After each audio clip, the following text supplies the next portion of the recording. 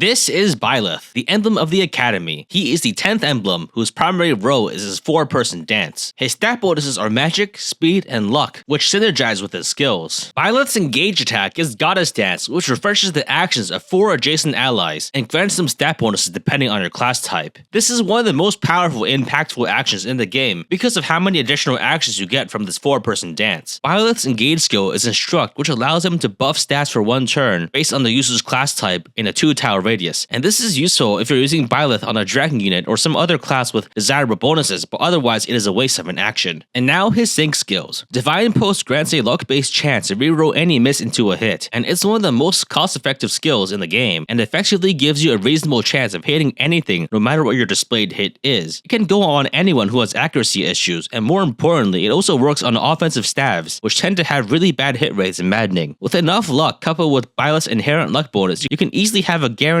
accuracy of 70% or more, which is amazing. Mentorship grants you 20% extra XP to its user and adjacent allies, and while it stacks with other XP bonuses, it is not stacked with itself. I think it's okay if you have an excess of SP from outside sources, but I wouldn't rush to inherit on everyone. Lost and Found gives you a small chance to increase support with an adjacent ally, but it otherwise does nothing. And now Byleth's inheritable skills. Luck plus 2 through 12 has a niche use for increasing Divine Post accuracy, or increasing the rate of Anna's personal skill activation, but ultimately is not that good. And Arts Focus plus 1 through 5 isn't very useful because arts are not good. And now his engage weapons, and oh boy, there's a lot. Byleth's bond level 1 engage weapon depends on your unit's class, but nearly all of them are hot garbage. The Blue Gang for backups is weak, the Reed Bar for cavalry is mediocre, the Failnaught for cowards is actually okay for its 2 to 3 range, the Aegis Shield for armors is bad, the Lewin for flyers is weak, the Reveal Gems for Chi Adepts is basically useless, and the Aimer for dragon units is too inaccurate. The only good engage weapon is the Thyrsus, which is exclusive to mystical units, and grants plus 2 magic range, which is good for throwing around 5 range Thorons and 4 range Bogadons to avoid being counterattacked. The Evasion Mushti is unimpressive as very few units can use arts well, and the Sword of the Creator is a 1 to 2 range sword that's pretty light and it's okay. Byleth's Paralog is typically pretty easy because the majority of the enemies on the map has special AI that avoid attacking you in favor of destroying crystals, so it's typically a very free map. Overall, Byleth is an amazing emblem primarily because of Goddess Dance and Divine Pulse, and most of his other features are secondary to that. I would highly recommend choosing your Byleth user based entirely on how you want to use Goddess Dance. Putting Byleth on a dragon unit is great for the stat bonuses, but you should also consider putting him on higher mobility units to make it easier to use Goddess Dance properly. On a side note, there is a reasonable trade-off between leveling up Byleth and leaving him at a lower bond level, because if you level him high enough, then his engage can last 4 turns instead of 3, increasing the amount of time between Goddess Dances. For that, it just depends on if you value getting the stat bonuses and upgraded version Divine Pulse, or getting your Goddess Dance back 1 turn faster. I give Byleth a 4 additional actions on your turn out of 10. That's it, bye.